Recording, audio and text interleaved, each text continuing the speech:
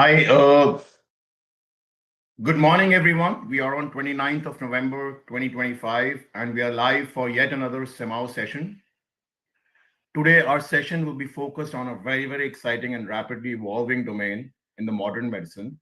We are talking about AI. Yes, AI in healthcare, transforming diagnostics, therapies, patients' pathway in hematology. What is AI? And AI is an artificial intelligence that continues to reshape healthcare industry and the deliveries. This topic is especially relevant for clinicals, researchers, and healthcare leaders who are looking to understand how technology can enhance their profession. We are honored to have Dr. Chakrabarti as our distinguished speaker for this session. Dr. Chakrabarti is currently serving as a Chief Medical Officer at Sugah Healthcare Corp, Zoho, Chennai, Tamil Nadu, and as a professor at Shri University, Cuttack. He is also the founder and CEO of Zoho Mentor Academy, which continues to nurture innovation, clinical excellence, and leader in healthcare. With his distinguished expertise across the medical practice, healthcare technology, academic leadership, Dr. Chakrabarti will guide us today how AI is redefining the technology, the diagnostics, and the healthcare sector. Sir, over to you. Yeah, thank you and welcome everyone. I will just share my slide set and let me know whether you can see it. Is it visible? Not yet, sir. Okay, let us wait. Let me see what is happening. Just a second.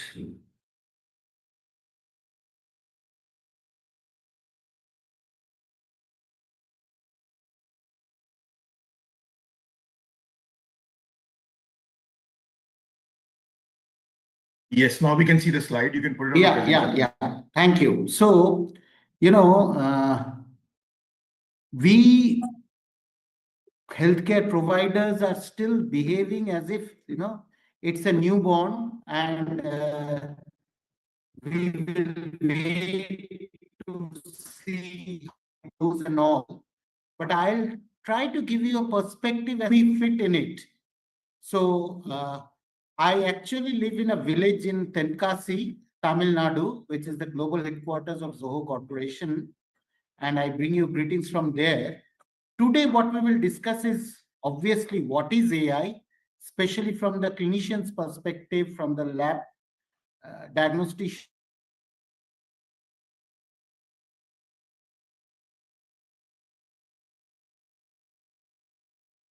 perspective.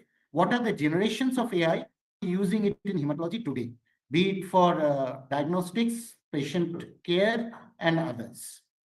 So as we know, anything artificial is a copy of human intelligence. So obviously, this is also a copy. We still do not know whether it's a good copy because we don't understand the human brain's function, but we are trying to reproduce it. But we have given this capacity to the machines, and we humans only have given it, is to memorize and learn from experience. That is how we conduct our exams. But we are now enabling the machines to think, create, speak, maybe create good video films, judge and make decisions, which makes it the most powerful tool, whatever you have seen till date. So you have to understand this entire artificial intelligence is basically harboring many subsets within it, like machine learning, deep learning, and then within it came generative AI, which everyone knows as, Chat GPT, and then you have Gemini and Anthropic. You have these models sitting there. We will do a ramp walk. And so ChatGPT is just only a part of it. Remember, it's a user interface for using that model. So when I talk of generations of AI, it's not like, the generations of iPhones. It is much more complex and empowering at the same time. So AI started when most of us were not even born, right? In the 1950s. At that time, it followed directly encoded rules. So if then, and so an expert would code and then it could do it. With that kind of AI developed so many years back, IBM's Deep Blue actually beat Kasparov. And in healthcare, even today, we used rule-based clinical decision support tools. We call it CDSS, and these are still being used. The only problem here is that if the human who is developing it has logic errors and bias, they get encoded in the rules, so they might not work well in real world situations, but they were doing a decent job. Then came the first decade of this century, when we developed what we now call as deep learning. So previously you could just ask it, is this a picture of a cat or a dog? Now you can ask it that how many dogs will be in the park in front of my house at noon, because it can look at all that data, it can retrain itself and tell you.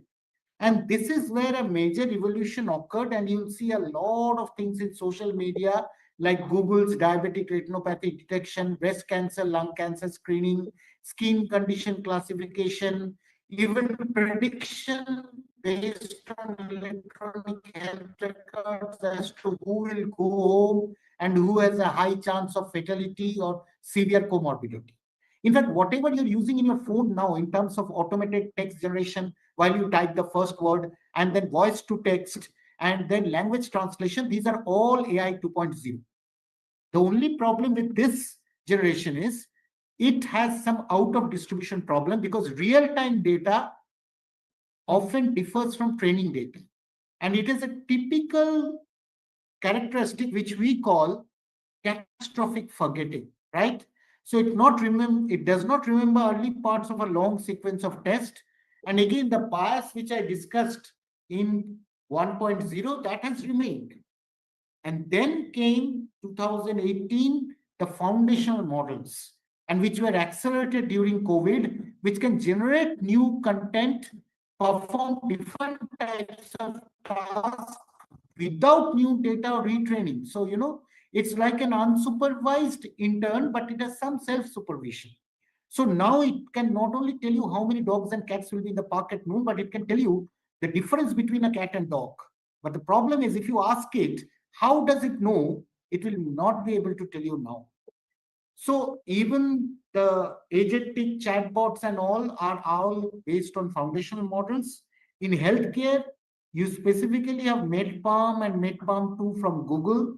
You now have medically tuned large language models like PubMed GPT, BioGPT, and obviously the others like Grok, Plot, they are doing it. But now what have we introduced? The bias was there, but now we have introduced something called hallucination. That means these models are confidently wrong. You ask them an information, the first thing is it will say, great question. Then it will give you an answer, it will give you references. Reject the references, most of them will not exist. So when I do a review of anything, it gives 5 references of my publications, which I have never done. So you have to understand that just as an alcoholic, it is confidently wrong, and you have to be very careful. So what happened was that when deep learning came in, the important difference with machine learning was that machine learning was just doing feature extraction, feature selection, and classification. Here we were using a convolutional neural kind of network where it actually requires powerful GPUs, and it does not need to understand the best features that represent the data. So, but what it interprets and how it gives it, obviously, is a big problem. Most important you have to understand is, as healthcare providers, we are the primary data scientists. And if we do not record original correct data, then these models will all flunk. So data collection and pre-processing is most important. Then you can select a model. There are so many in the open source domain. Then you have to train those models, and then you have to do something which is very important, which we coders call it as hyperparameter tuning, so that it does not overfit. Like you give it data of say 20 patients, and then you use it for 20,000 patients. It will give you answers, but most of those answers will be wrong because it will overfit. So both the quality and quantity of data matter. We hematologists actually are trying to generate awareness about AI for quite some time. And this is from the British Journal of Hematology, where we clearly explain what is supervised learning, what is unsupervised learning, and what is reinforcement. So supervised learning is what the interns should undertake, right? So there should be a teacher who would supervise how the intern learns. Unsupervised is unfortunately what is happening in most of the medical colleges. So they try to identify patterns and groupings, but in AI, it is more about pattern recognition. And if you have to combine these two, you can do what we call as learning. So you optimize prediction by trial and error. So if they're right, they get a positive reinforcement. If they're wrong, they get a negative reinforcement. These are all what you'll see in publications nowadays, like support vector machines, random forest, K nearest neighbors, convolutional neural network, graph convolutional neural network, and all these things. Now you have to understand that these are all our efforts at copying how our human brain acts, but it has a lot of statistics inside it. So these are the basic statistics models. You don't have to actually learn all these models, but you have to understand what are the limitations of them. That's why I'm just showing you. And then we use, I told you about hyperparameter tuning. There are also certain feature normalization techniques, which are essentially statistical tools. Now we use the machines to do it. So there have been two distinct eras of computational usage in training AI. Initially, we had the Moore's law, where we said that the technology doubles every 2 years and the cost becomes half. It was going like this, but look at what happened in 2010. Now the curve is sleep like this, and look at the processing speeds, 1 E plus 4 petaflops per second. And when quantum computing comes, you cannot even imagine the kind of progress we'll be doing. Now, that is why you'll see that when AlexNet and GoogleNet were there, we were going slow. But now it's all about AlphaGo 0, and every day you hear about quantum computing. So many places I go, they ask me whether all these algorithms and machines will replace us. We have to understand, as far as visual interpretation and vocal interpretation is concerned, they have already beaten us around 2015. That means if you talk to a human and if you talk to a machine, the machine does better. This is already 10 years back. But have they replaced us? No, because there are so many nuances and we have to take care of them. So even these large language models were started way back in 1967, and then Stanford was there. Google Transformer architecture was already there in 2017, but the hype was created by OpenAI when they launched GPT-3, and now we are awaiting the launch of GPT-5. So what kind of data do they analyze in terms of billions of parameters? So GPT-3, they never tell the truth, but it's somewhere around 175 billion parameters.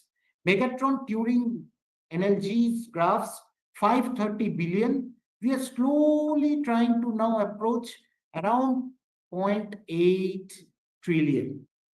But if you consider the neonate's human brain, that can analyze 10 to 100 trillion parameters in a human brain. So never underestimate your own brain, right? Okay, they can read text, images, speech, video, structured, unstructured data, 3D signals from all sensors. They can answer questions. They can do your sentiment analysis. They can take out the relevant information. They can even tell what a picture is saying. It can recognize an object. But can it think like a human? So even after ChatGPT passed the Turing test, that means a human could not distinguish whether he was answering it or a human was answering it. It performed just like a 9-year-old in the theory of mind, which is a kind of reasoning ability. So when it first released its O1, there was a lot of hype about it, with reasoning abilities. But as physicians, we need to understand what are the different types of reasoning AI does. Some of this the humans also do. So you have deductive, inductive, abductive, analogical, even common sense, which is not that common. And then you have monotonic and non-monotonic. And then you have fuzzy logic, which is all over the place in your washing machines and others. And they're slowly being incorporated into healthcare. So what is deductive? This was AI version 1. If there is a presence of certain symptoms, it matches a known pattern, it gives you a diagnosis, right? This is what we also do, but it all depends whether those patterns are already loaded. So what is inductive reasoning? It can analyze large data sets of specific observations, like say patient symptoms, test results, and it then finds patterns and then makes broader probabilistic conclusions, which is akin to say weather forecasting, right? This is what inductive is. Now, what is abductive? Nothing about kidnapping. It generates the most plausible explanation for a patient's symptoms by forming and evaluating hypotheses against the observed data like symptoms and medical history. So it's a kind of Bayesian thinking where it looks at those symptoms, it looks at the results, and then it generates certain hypotheses and gives it weightage. This is exactly how a doctor thinks. Then you have what is called analogical thinking. So here you have case-based reasoning systems where it has similar case reports all in its database, and it solves new patient problems by drawing parallels. Like we use PubMed to look at case reports and diagnose our patients. But what is common sense, right? Does AI have common sense? Yes. It is being empowered to understand context, make inferences, and interpret situations beyond the raw data. So suppose it comes to know that a patient is feeling dizzy and he's a diabetic and he has missed his breakfast, it would automatically deduce that here it is probably not AMI. The chance is more of it being a hypoglycemia. So that is what common sense reasoning is in AI. Now, what is monopony? Monotonic is that it will not change. There are some truths, though medicine does not have any laws. But if the blood pressure today is above 140/90, it is hypertension. It does not change it unless someone feels that it has to be changed. But what is non-monotonic reasoning? It can handle incomplete or evolving information, allowing systems to revise the diagnosis. So from the symptoms, it says, oh, I think the patient has common cold. Then it is fed the chest x-ray. And then it says, oh, no, this is serious. This patient has pneumonia. So that is what is non-monotonic reasoning in AI. Now, fuzzy logic, as I was telling you, is it processes large structured data sets, and where we are using it today in medicine is in medical imaging analysis, be it chest x-rays, other x-rays, CTs, MRI, and then it can do some predictive modeling and it can automate your administrative tasks so to be creative. So as you see, the current models which have been launched, including OI or Group 3 Reasoning Beta or O3 Mini, they actually have significant reasoning model shown in violet. So which era are we now? So just like BC and AD, We say before ChatGPT was DC and after DeepSeek, it is AD. Why? Why is DeepSeek so different? If you go back, you look at this, that it is doing great job in reasoning, but it does not need very expensive, high throughput GPUs. So that is why we call it AD. So what is happening actually in healthcare? If you look at, first of all, as I told you, it gets all the data. So there is better data-driven decision and automated data analysis for screening from imaging, image segmentation. Then you develop certain biomarkers combined with it, some blood parameters, urine parameters, and you do an automated detection. You can also do a good prognostication, risk stratification of disease, and then you can do cancer detection, monitoring, progression. And on top of that, we are going slowly towards personalized cancer therapy, not one size fits all, and it's not about carpet bombing like Intel. Now, you have to understand that AI cannot work in a silo, in isolation. It relies on big data. So where from does this big data come from? Right? It is coming from genomics, because now you have next generation sequencing at a reasonable cost. It is coming from the epigenetic data, methylation, demethylation.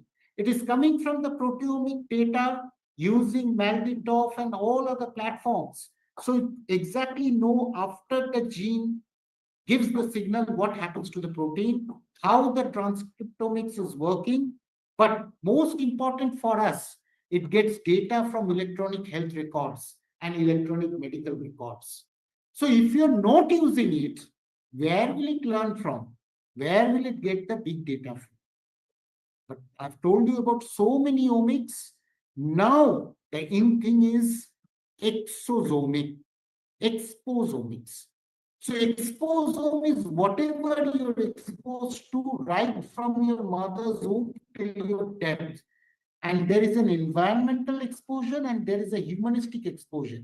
So humanistic exposure is the socio-economic, lifestyle, psychological, how anxious you are, what kind of food you're taking, what is your work stress, and environmental is both internal and external environment. This kind of big data come other than AI, no one will be able to interpret it. So there are challenges here. We are trying to do exposome data engineering and spatio-temporal aggregation, time series, exposome health association, because our ultimate aim is disease prediction and prevention. But there are also certain small sample learning models which looks at the big data, remains within your institution, and then tries to do it. So it is all about data collection, feature extraction, data splicing, model construction, and application. And this again goes back and helps in data collection. So all the technologies together are actually working.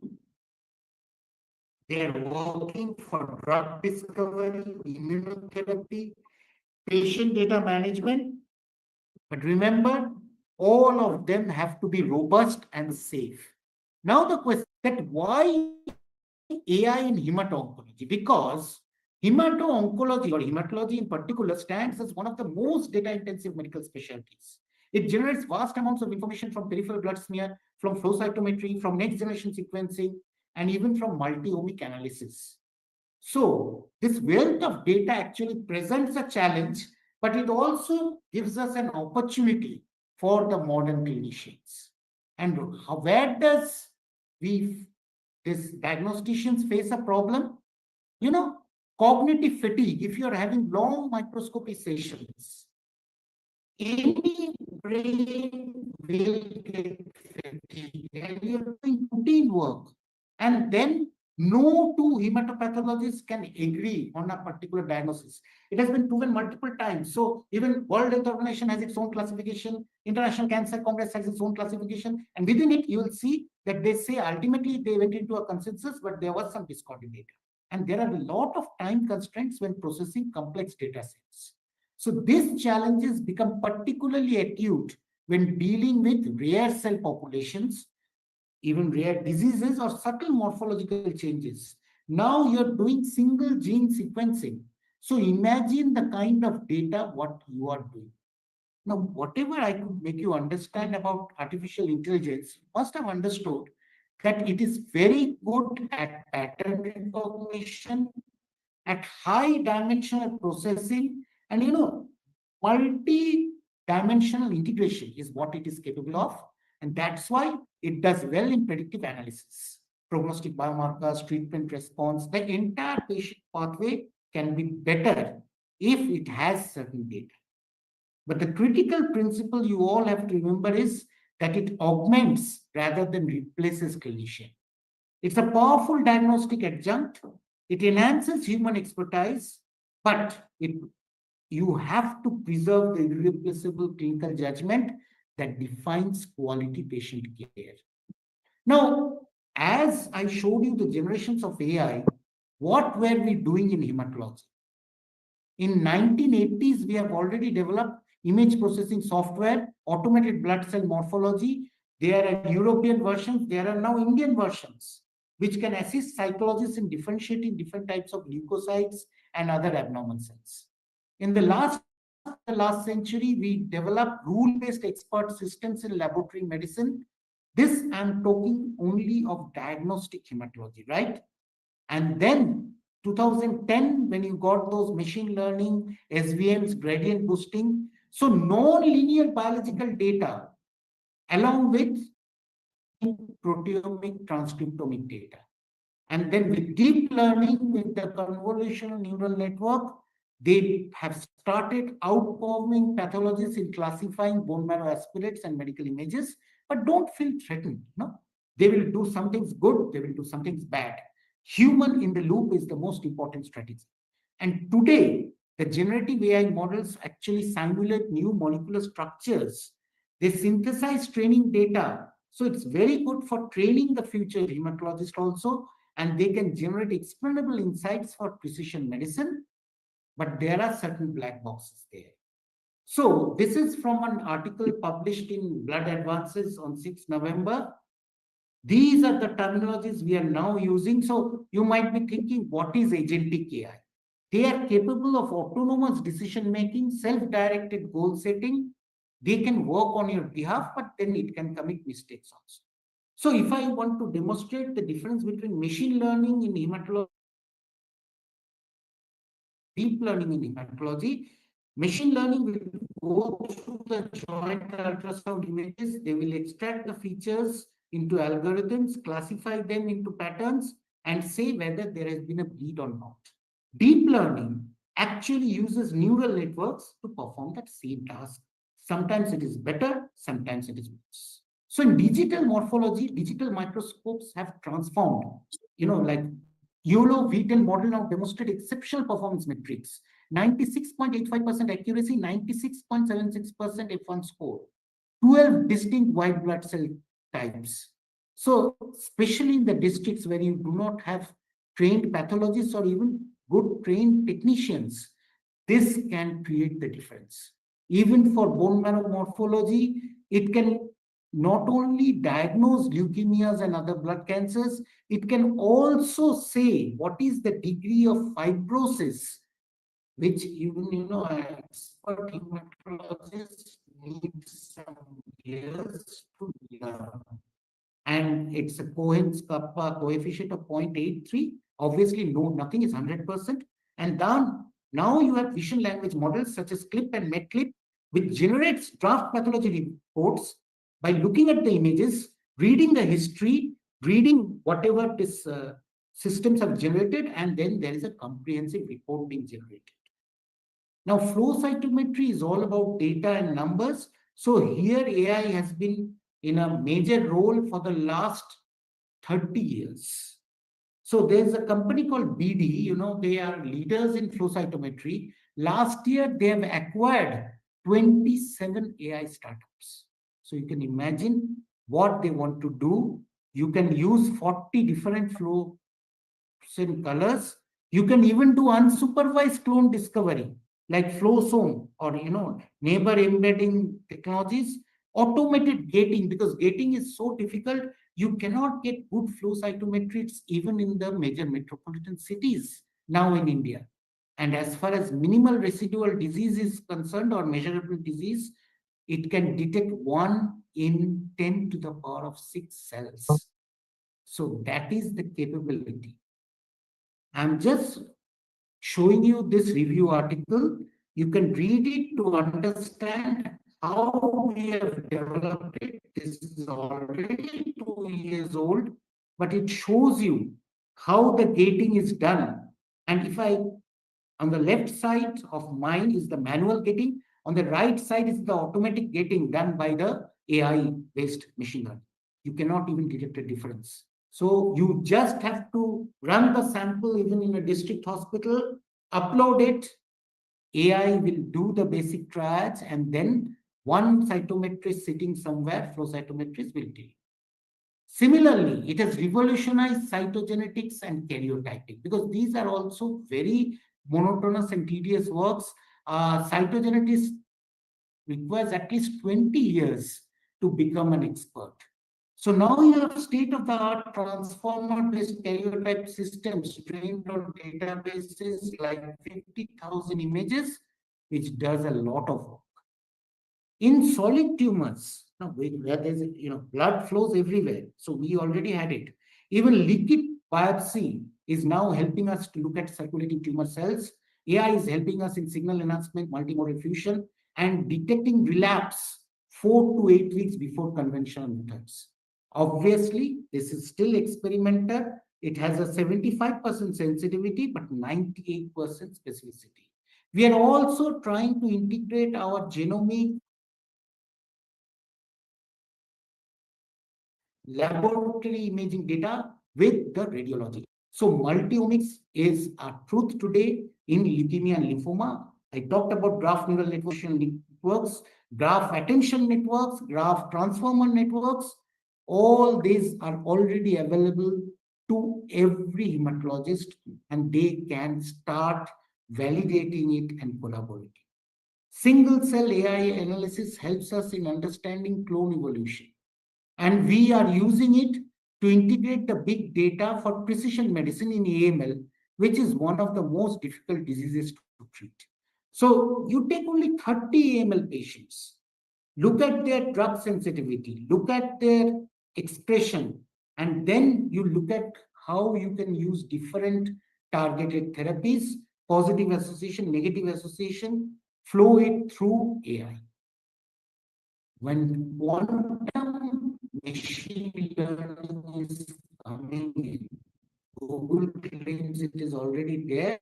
I think within 1 year, you'll see quantum computing in healthcare in a big way. We are already using QProteoML in multiple myeloma. So we call it QPCA, QSVM. It performs classical machine learning, but it can detect drug resistance pattern and early relapse far ahead of time. Now, here is a question for all of you. You can share your opinion in the chat box.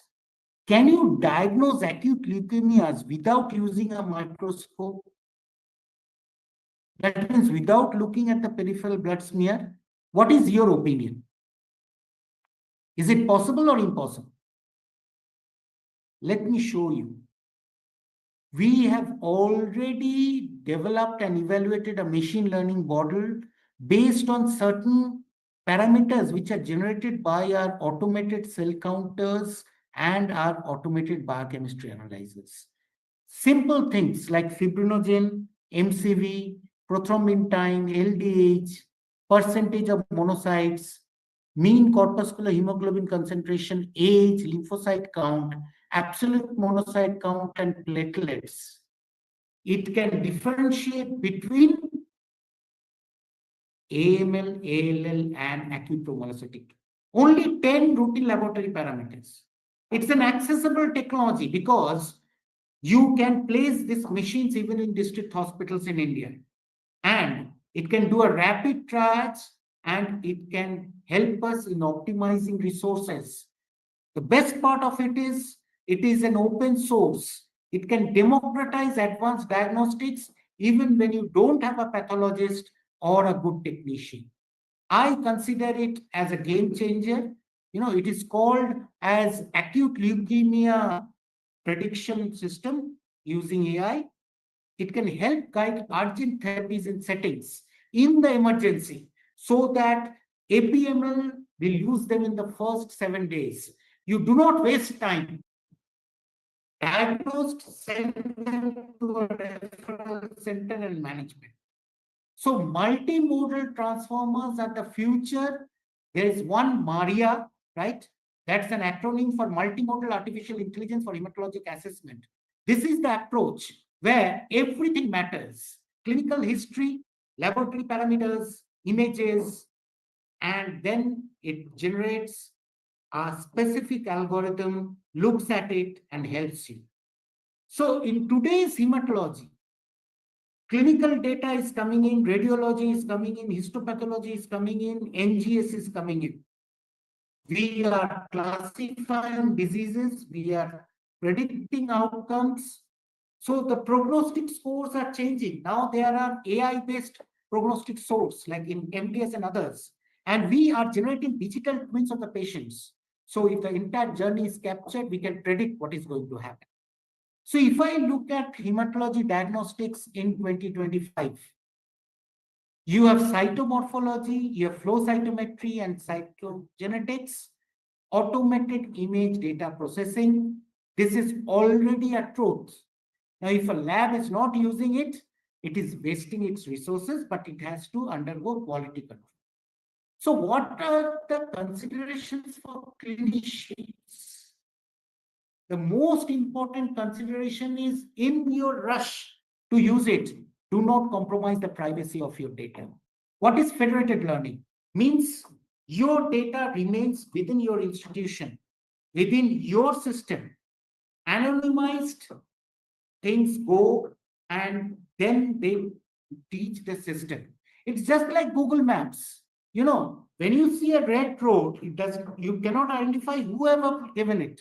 But it shows that there are so many cars stalled there that road is now congested. Model calibration. And this model calibration cannot be done by engineers. It has to be done by clinicians. And then you cannot use black boxes like OpenAI and Gemini and others today because you have to sign the reports. You have to take a treatment decision. So we are trying to incorporate explainability tools. Regulatory compliance is important. You have even in India now software as a medical device, but they need good clinical validation. ICMR has already established in India a National Institute of Digital Health and Governance, which is looking into this. You have to integrate into the systems. So your system should be ready. If your staining is not good, if your basic systems are not well calibrated, it will only be garbage in, garbage out. And I call it garbage in, harm out, because it is healthcare. You'll be harming people. That's why you need human AI co-validation. And that is where we always talk of human in the loop model. So what are the challenges? Biases. And I think our Prime Minister in Paris gave a very beautiful example that you tell a model to generate a picture of a person writing with the left hand. 99.9% times it still generates an image with someone writing with the right hand. Why? Because that is the bias of training. Generalizability gaps are there, black box concerns, especially if you ask Sam Altman today, how is OpenAI giving me this answer? They say we do not. No, that cannot happen in healthcare. So it has to be explainable. A lot has to be done about cybersecurity and privacy. Do not be over-reliant on this because the manufacturers to earn money will promise you the sun and the moon. You have to be skeptical. There are medical legal uncertainties also because the patient cannot sue the algorithm or the machine. It will sue you. But don't worry. Now the DPDP Act has also been notified. The AI Governance Act has been notified in India. So it is transforming every year. 96.85% diagnostic accuracy has been already achieved. 10 to the power of -6 MRT sensitivity, 4 to 8 weeks earlier detection. 99% of the times it can detect a single cancer stem cell. And this is the future, which has just started. I think it has been born 2 to 3 years back, integrating previously siloed data streams. So clinical narratives, and there you have ambient scribes. You keep on talking with the patient, it actually generates a structured medical note. They are already there. Laboratory time series, digital pathology, flow cytometry, genomics, imaging, PET-CT, and then you get. And what is the real world impact? Like AI trial I showed you, peripheral hospitals can diagnose leukemias within minutes. It will improve the efficiency of a reference laboratory. Molecular laboratories are already using it for NGS. Clinical decision support becomes better. And you can longitudinally monitor if through, say, we have ABDM, where we have an ABHA ID in India, the entire data is supposed to be captured. So we are trying to break the geographic barriers and reduce the diagnostic delays. But where is hematology? This is what I downloaded last week from the US FDA website. Out of 1,248, more than 900 are in radiology. Hematology is here. Pathology, oh, it's here. So let us remove the big data of radiology, and then you'll see hematology and pathology. They are right now only FDA approved, less than 20 AI applications. So we still have a long way to go. What will we do in the next decade? We will clinically validate and deploy. We will standardize and scale it, and clinicians have to play an important role. And then by 2035, you can get a precision medicine at scale. So, dear friends, AI can transform every diagnostic layer and help in therapy also, but it is an augmentation, not a replacement. Multimodal integration represents the future. Implementation requires thoughtful approaches, good vision, and collaboration. The hematologist, or in fact any clinician, has to be AI literate, because otherwise the technology will fool you. This is what we are doing right now. Patient specimens, clinical information, multi-omic panel. You can then predict it, prognosticate it, and diagnose it. This is a visual abstract from the review article, which shows you in drug development, in diagnosis, in prognosis, treatment, and research, there has been a revolution. We can't deny it, but we have to critically evaluate them. We have to collaborate with the other disciplines. So as I always say, please don't leave it to the engineers. Please don't leave it to the CEOs who are running after profits. You have to have a fair play. And that's why clinicians should take a leadership. And if you're interested, we have recently published a book in India, and I've written the chapter on hematology and oncology. You can scan this QR code and get in touch with me through various platforms, and would be lovely to answer your questions.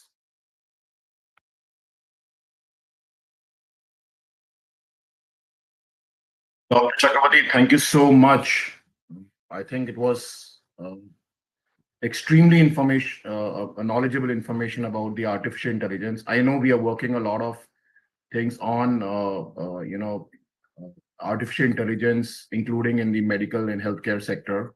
I personally remember I was working with somebody in Canada for CT scans and MRIs, where they are uploading the images on the cloud, and the artificial intelligence will help us to figure out where exactly, how strong is the heart, where exactly the problems will come in later. So a lot of things are involved. I have invited some of them on this presentation later, not today, but with this note, we would like to open the question answers. We have Dr. Chong here, and we have Dr. Kakri here. Dr. Kakri is the president, Dr. Chong is the chairman. Before I can invite Dr. Chong, can I have Dr. Kakri here if he's still available? Dr. Karki? Yeah, Yes, sir. good morning, sir. Yep. On behalf of CMAAO, I thank you and the speaker for the fruitful discussions, presentation about AI in medicine. This is a very important topic, and especially for nations like developing nations, it's really challenging. I hope, and since it was focused on hematology, I agree, AI has not been put. I hope we will have more discussions after this question and answer sessions will be more fruitful. And thank you for having us here. And thank you for speaking. That was Dr. Anil Karki. He is the president of CMAAO. Dr. Chong, please take over. Thank you, Sarah. And thank you, President, for your message for all of us. Welcome. And Dr. Chakrabarti, thank you very much for that wonderful presentation. I just have a question. This agentic change that they talk about will probably result in a lot of job restructuring, loss of jobs, etc. Do you see any major impact of AI for the medical sector? Yeah, so that's a good question because everywhere I go, people ask me, will it replace us? Now, we have to realize in a country like India, you have a significant population who never come in contact with a physician throughout their life. So, if there is something which can help them, I look it as a positive employment generation. I'll tell you why. Right now, I am doing a piloting where you have certain point of care diagnosis at the village, and you have a trained human who is interested, need not be a trained doctor, need not even be a trained nurse, who can be the buffer between that human, that point of care, and maybe a teleconsultant specialist sitting somewhere in a city. So all those things, if they're used correctly, new types of jobs can be generated. But obviously, if you talk of receptionists and other things, they might lose their jobs because we are already seeing it in the healthcare sector that agents are doing. Sometimes they're not doing a good job. But one good thing in healthcare is humans want the human touch. So even if it's agentic, you have to place someone, because I've used the agentic AIs for airlines also. Ultimately, they are hopeless, right?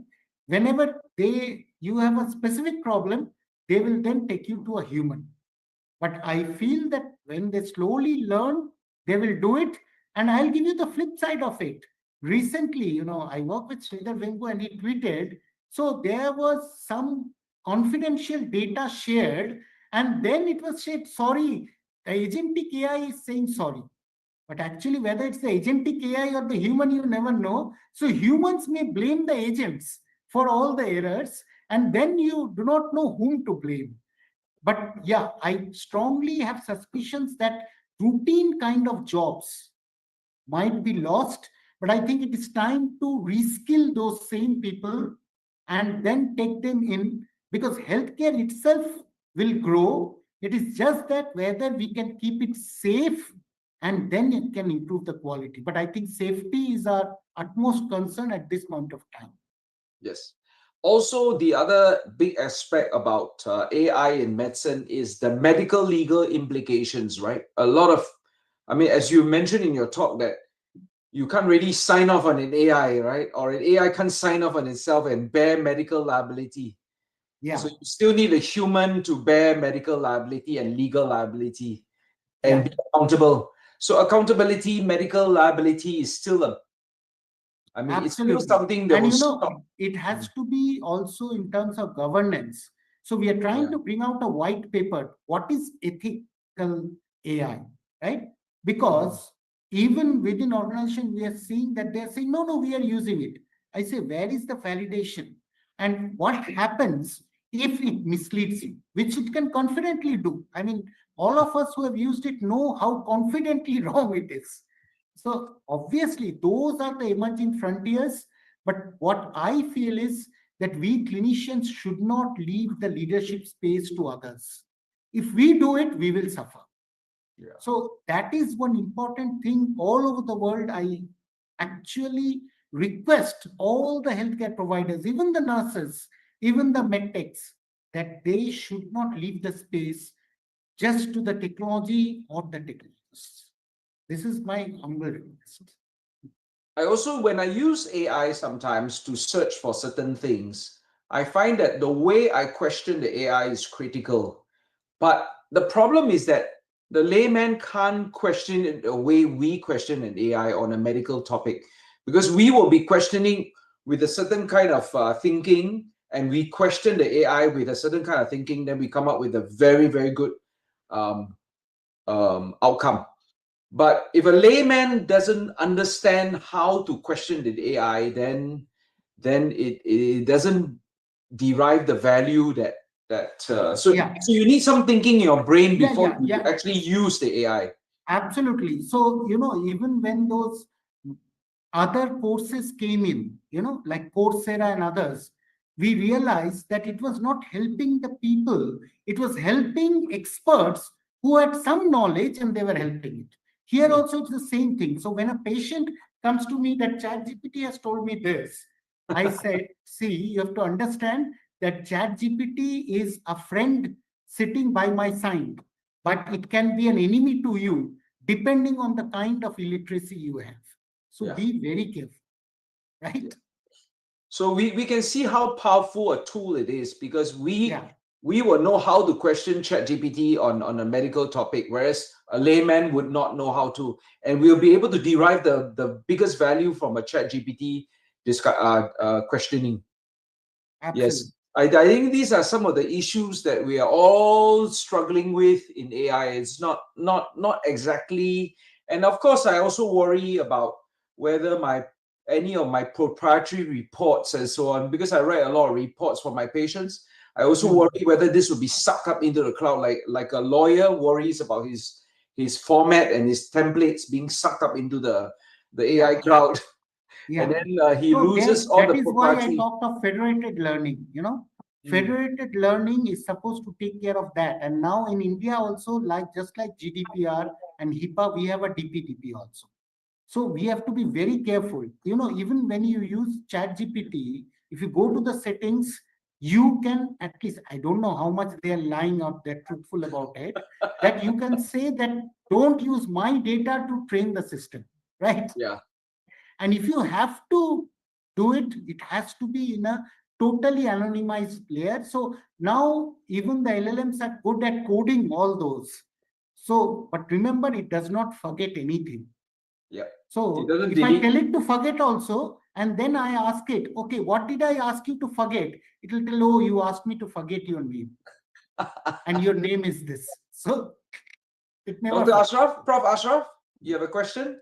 Yeah, thank you very much. Thank you very much, Chakrabarti. It is an excellent presentation indeed. I appreciate your approach, and particularly the last slide, that these are the sportive tool, AI or whatsoever we were doing in the start of the history of all the medical sciences, starting from the X-rays, ultrasound, and modern technologies what we have. Still, I believe and I appreciate and I stand with your opinion, what you have said, that it is a sportive tool to the medical profession and to the doctors. Ultimately, the doctor has to decide and doctor has to understand what is necessary and needed for the patient's care. And I think that is a very good message, what I have to. But at the same time, I will say that AI is now going to help us out. But at the same time, I'm afraid that they are going to disable us, the thinking process to the humans and even to the doctor. Thank you very much for giving me this opportunity, Chairman. Thank you, Prof, for your insightful thoughts. And any other questions from the floor for Dr. Chakrabarti? Well, if no questions, I'd like to thank Dr. Chakrabarti for his wonderful presentation. And it's always good to have a good insight into a topic which is so hot now, and really it's in our face, whether we like it or not. It's right in our face. And whether we like it or not, the patients will also push it in our face. So thank you very much for that wonderful discussion and presentation. And we really benefited and enjoyed it very much. Thank you so much. Thank you, Dr. Chakrabarti. Any take-home message you have for our audience? No, the take-home message is very clear that when you could learn 22 subjects already, this is another subject which you need to learn, right? Yeah. You cannot keep it that, others will do it and we will use it. I'm not asking you to learn logic which you are going to use. So I think we need AI literate physicians all over the world. And that is where, such awareness sessions and others can help us. Please read and play with it. Play with it, you'll understand it better. Perfect. So I think with this note, we would like to end this wonderful session. Thank you, Dr. Chakrabarti, for enlightening us with the AI knowledge. And with this note, we would like to end the session. We will again be back with another session, another week. Thank you so much till then.